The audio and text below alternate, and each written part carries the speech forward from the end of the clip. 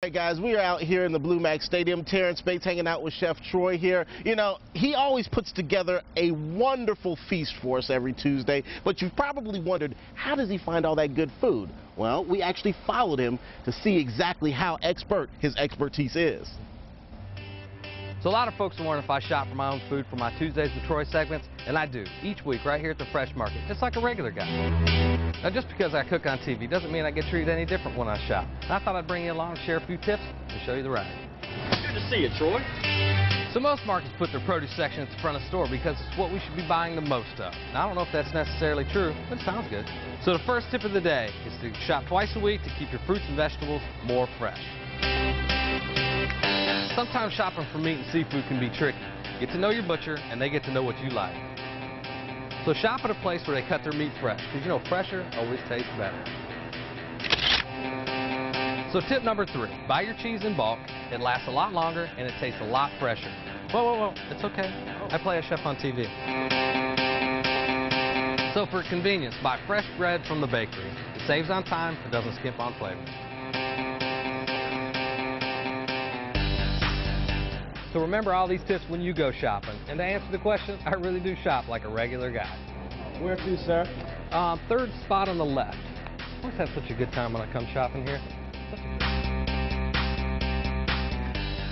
Well, yeah, you obviously are a pretty big deal, Chef Troy. I mean, I'm going to have to try that myself, see if they'll push me out. That way when I go to the grocery store? Oh, well, unfortunately, I can't afford those kind of places. I tend to go to not quite as hoity-toity places, but I do appreciate it. You got to check the Fresh Market out, I'm telling you. The best, freshest stuff. And that's really what it is about, buying fresh ingredients, because you say that you just can't beat it in terms of cooking. That's perfect for the meal we're doing today. Now, in here, we've got it going. I put some tinfoil over because it was starting to get a little dark. That's our creamy summer squash casserole. Okay. That was the grilled squash, the onions. We made just a little bit of cream and egg mixture poured over top. Some feta cheese, Parmesan, breadcrumbs. That's rolling away in there. Now, first thing, I guess we ought to get this steak going, because this is pretty big. Now, I was just explaining to you off air, this is a porterhouse, and it basically has 2 cuts. And this side is a New York strip, and this side is a filet. It's my favorite cut.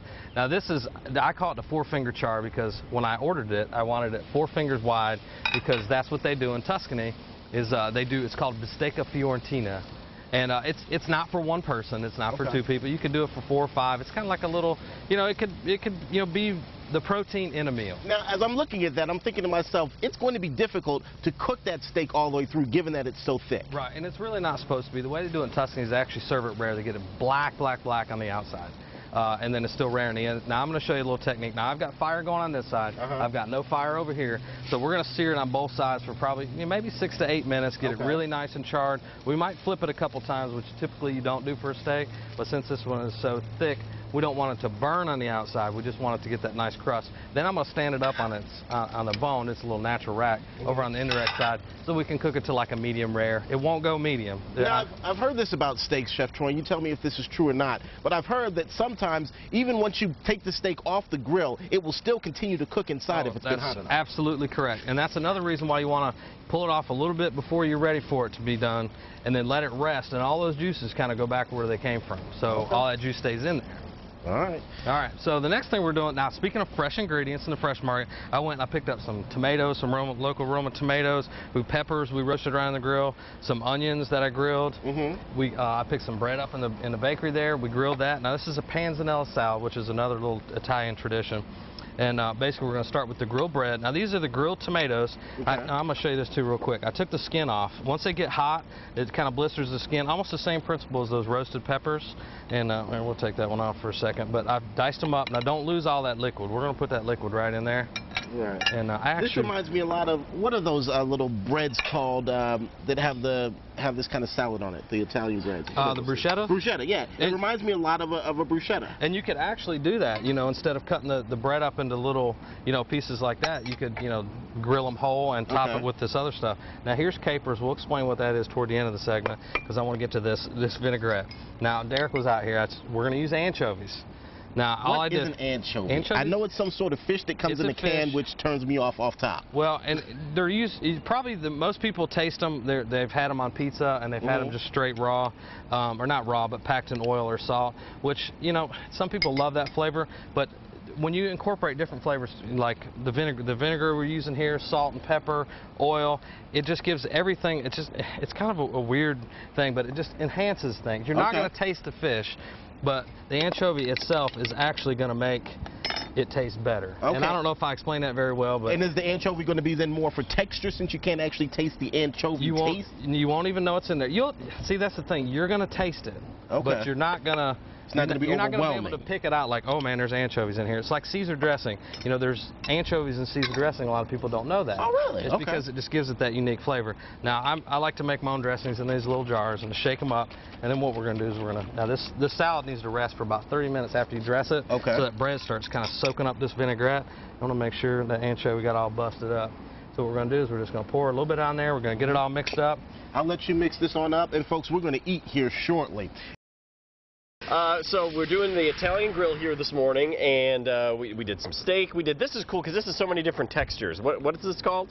This is the panzanella. Okay, I panzanella. call it grilled panzanella because all the components inside of it were grilled, and basically that's where we're going to start. We grilled some bread. I used ciabatta. I went to the fresh market and got some good fresh ciabatta. You could make it yourself if you wanted to, but as I had mentioned in some of my shopping tips, that was one of the convenient things. It's going to save you time, but you're not going to miss out on any of the quality. How long did it take you to do all that shopping with the paparazzi everywhere, having to stop for pictures and autographs and all that stuff? Usually takes me a couple hours. Yeah. You know, a lot of times I'll send in a stunt double first, and, you know, to kind of walk around, get all that out of the way, and then I'll go in and shop. Gotcha. So, just kind of say hi and glad hand and all that good stuff. Right, yeah. So it's not that big of a deal. I do go every Sunday, though, and actually I have a good time because I've gotten to know a lot of people there, and we have a good old time there shopping around. It's like Cheers, Chef Troy, when you walk in. I don't know about all that. You know, and I don't know if you watched the package, but you know, they handed me a Voss water when I walked in. Very important to stay hydrated when you're shopping.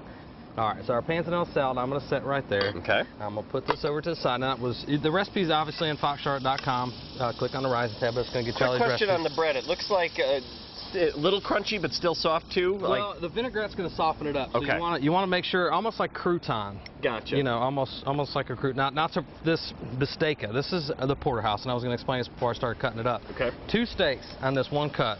You got the New York strip on this side and the filet on this side. So it's kind of like the best of both worlds. It's my favorite. I usually get it about half that size for myself. Now, basically what they do in Tuscany, they just cut it up into just small little wedges. And actually, I did pretty good. I know nobody, a lot of people were concerned about it being too rare. So I did a little indirect heat, put it over on the indirect side. So basically what they do, and I'm just going to cut this one side up, is they cut it all up into a strip like this. And then they take it and they put it right back on the bone, just for a little presentation. And then you serve it like that to all your friends and family and everybody. And they can pick what they want. Fillet. Now, I also did give you the fillet. That's usually what I do. You guys eat this. That's yours. This is Daddy's. What happened to the other side? It's gone. It's gone. Now, what I do is I actually did save a little bit of that marinade with the lemon and the rosemary, and I just brushed a little bit more on top. Love grows where my rosemary goes, and no one knows but me. Little Edison Lighthouse for you. Good morning. Edison Lighthouse. Who knows that? I do. A one-hit wonder from the great year of 1970. All right, this was our creamy summer squash casserole, and I actually made just a little separate one for Tira, and this was just the grilled squash. But you don't have to do that. The onions. She keeps saying you have to. You don't have to do that. And this has got, a little bit of cream in it. Those eggs obviously tighten it up a little bit. Some onions, and let it rest a little bit so it tightens up a little bit. Now, what I would do is if I was going to present this to my friends, I would serve it all together like this. And then I get the fillet. And then the fillet goes over here to you. Excellent. Like that. Did you learn that song on the YouTube? I accidentally called it the YouTube, okay?